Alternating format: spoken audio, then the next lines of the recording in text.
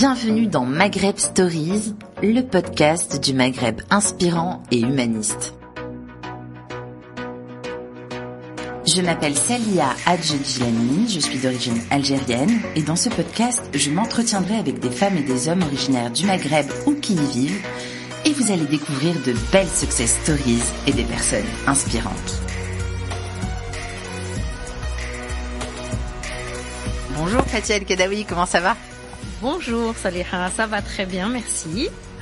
Bon, alors, je voulais absolument t'avoir dans ce podcast de Maghreb Story parce que pour moi tu fais partie de ces femmes maghrébines qui ont un parcours inspirant et qui devaient être mises en avant.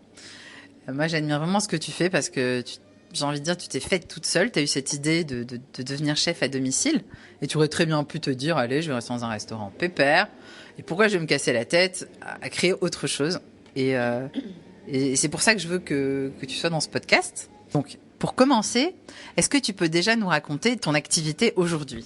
On a compris que tu es chef à domicile. Alors oui, voilà, je me présente, Fatiha El Kadaoui. Donc, oui, c'est vrai que j'aurais pu rester travailler en tant que salarié, donc position assez tranquille, quoique malgré maintenant, enfin avec la conjoncture actuelle, un peu plus difficile. Mais ma mère nous a toujours incité à repousser nos limites. Voilà. Alors repousser nos limites, ça veut pas dire faire tout et n'importe quoi, c'est repousser nos limites vraiment en étant réaliste quand même. Et du coup, voilà, j'ai créé la société YourChef, donc que vous pouvez voir sur Instagram, hashtag du coup yourchef.paris. Vous pouvez regarder mon site qui a été créé en grosse partie par mon mari. Donc voilà, je me suis pas faite toute seule, je me suis faite avec toutes ces personnes-là, donc ma famille, mon mari, mes enfants, voilà, tout le monde qui m'a poussée vraiment vers l'avant. Et je suis quelqu'un d'assez audacieuse dans le sens où je n'ai peur de rien, sinon de Dieu, mais je n'ai peur de rien. Donc, du coup, voilà, moi j'ai créé cette société en sachant que pour l'instant je suis toute seule et j'ai des projets. J'ai des projets qui sont encore dans ma tête, mais qui vont bientôt sortir sur papier. Le but, c'est vraiment de progresser, de faire progresser ma société, d'améliorer un service client, qu'il soit satisfait au maximum, qu'il soit heureux de m'accueillir et d'accueillir les futurs chefs que je vais avoir avec moi à mes côtés, que je sélectionnerai vraiment avec parcimonie. Voilà. Et le but pour moi, c'est vraiment d'offrir un moment hyper convivial, puisque chez nous, je dis chez nous parce que surtout dans la communauté maghrébine, le moment à table est un moment crucial, important, de vie. Je pense que c'est à ce moment-là qu'on se dit tout. On partage nos rêves, on partage nos espoirs, on partage nos problèmes quotidiens. Donc voilà, qui nous fait rire. Du coup, c'est un moment qui nous fait rire et qui nous fait aussi pleurer. Donc là, ce moment-là, moi, je veux le partager avec vous, être avec vous à vos côtés et surtout vous faire rire et vous faire savourer les nouvelles saveurs que je cuisine. Alors, qu'est-ce que tu cuisines ? Qu'est-ce que tu prépares ? En fait, elle arrive chez moi parce que t'as pas encore cuisiné chez moi un jour, Inch'Allah. Et qu'est-ce que tu prépares ? Alors, comment ça marche ? Alors, c'est simple et c'est pas simple. C'est simple pour moi, mais avec toute la modestie que je peux avoir. C'est simple dans le sens où c'est le restaurant qui se déplace. Je viens chez vous. Alors en amont, on a convenu ensemble d'un menu, de ce que vous aimez, des intolérances alimentaires, surtout parce que je voudrais pas qu'à ce moment-là on se retrouve à appeler les pompiers ou le SAMU. Et du coup, voilà. Après avoir établi un petit menu ensemble, j'arrive avec mes produits frais. Donc je vais d'abord chez mon boucher, chez mon poissonnier et puis sur le marché. Donc j'arrive avec mon petit panier gourmand que je prépare dans votre cuisine qui devient la mienne, l'espace de la soirée. Et vous, comme dirait un certain que vous connaissez certainement tous, je m'occupe de tout, tu t'occupes de rien. Voilà. Et quel genre de cuisine tu proposes ? Toutes sortes de cuisine ou tu as ton style un peu particulier ? Alors, les deux, puisque en fait, je m'inspire de plein de choses, de mes voyages, de mon histoire, des produits que je récolte justement durant mes voyages, de ce que je peux aimer, ne pas aimer, etc. De la nature aussi. Je m'inspire énormément de la nature, à savoir que depuis petite, je me rappelle très bien avec mon père, on allait dans les fermes, on faisait boire le lait aux brebis, etc. Donc c'est vrai que la nature, c'est quelque chose de très important qui a beaucoup à nous apporter. Donc du coup, je regarde énormément autour de moi. Donc quand c'est la période d'automne, vous pouvez voir les arbres, les couleurs d'arbres en fait, qui est flamboyant.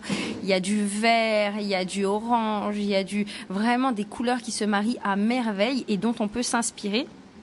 L'été, on peut trouver des jardins fleuris qui sont faits par des paysagistes, mais qui sont doués comme pas possible, puisqu'ils arrivent à marier justement les couleurs et puis les différentes fleurs et plantes, etc. Et là, je m'en inspire énormément.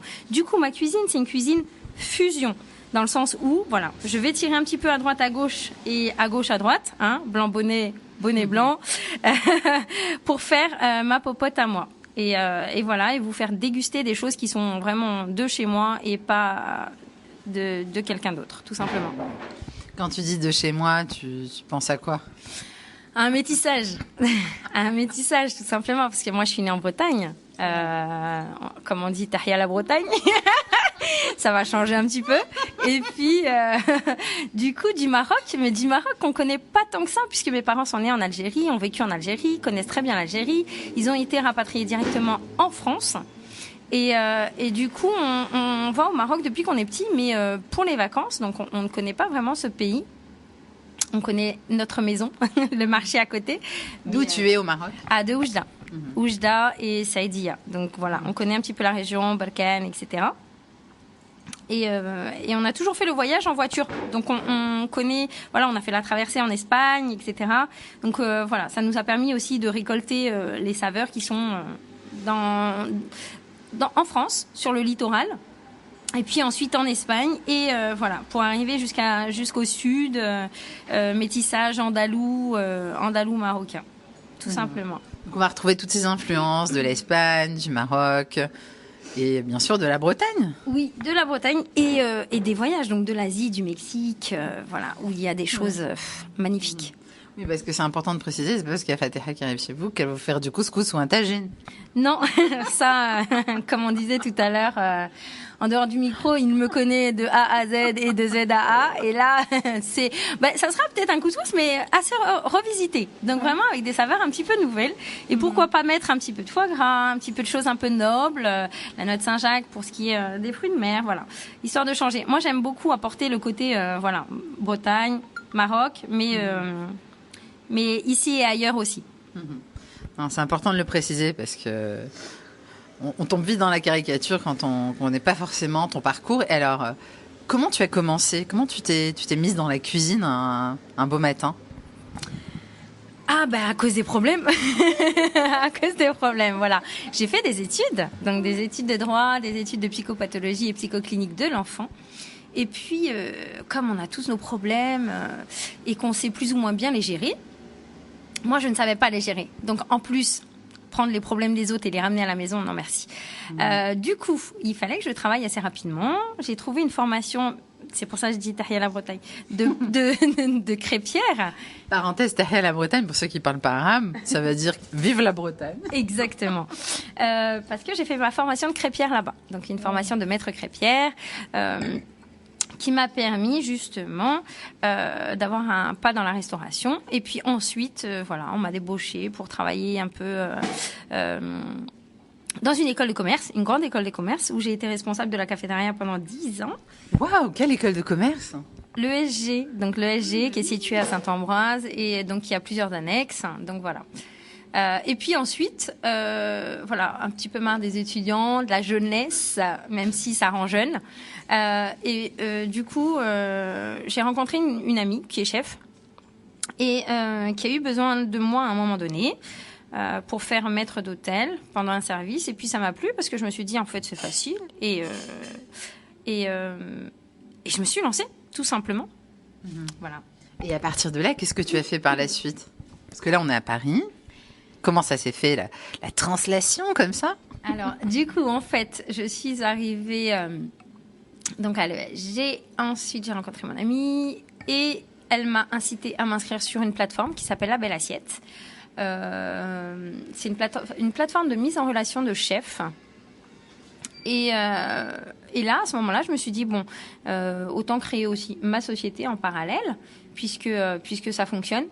Et quand j'ai créé ma société, j'ai vu que ça fonctionnait aussi.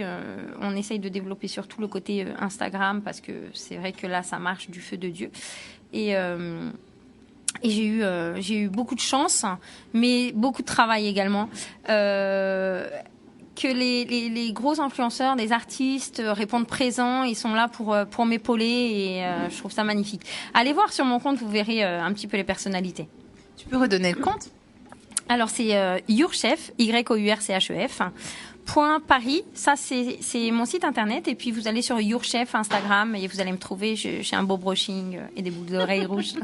Mais moi qui te connais, parce qu'on ne te voit pas puisqu'on est dans un podcast audio, tu es toujours une femme très élégante. Et je trouve ça génial, parce qu'on pourrait imaginer que les chefs, elles sont dans leur cuisine et puis en fait leur look, elles s'en foutent. Il faut savoir que Fateha, elle est toujours très bien habillée, très chic. Donc c'est en plus quelqu'un de très élégant qui va arriver chez vous. Alors ça, je mets un point d'honneur à ça, parce qu'en fait, je me dis que malheureusement, la bif et le moine.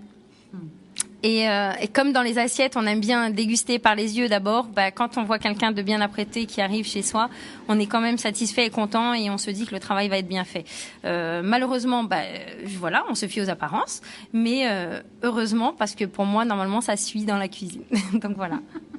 Et alors, combien ça peut coûter environ ? Parce que je suis sûre qu'il y a des gens qui vont vouloir tester ta cuisine en nous écoutant.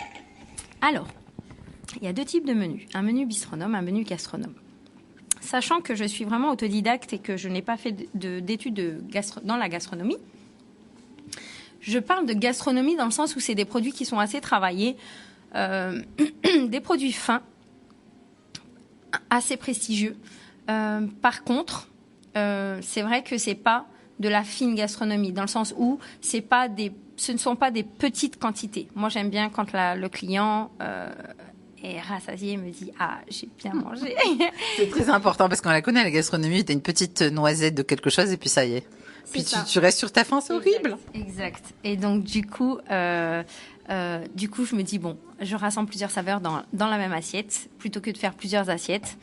Et voilà, jusqu'à présent, ça fonctionne. Et donc, du coup, les menus vont de 77 € TTC par personne à 99 € TTC par personne. Dans le sens où il faut compter là-dedans le déplacement, le temps sur place, l'achat des produits. Voilà, j'arrive, je m'occupe de tout et je repars. La cuisine est rangée. Vous n'avez plus rien à faire, juste à regarder un film ou autre chose. Ça, c'est vous qui voyez, ça ne regarde que vous.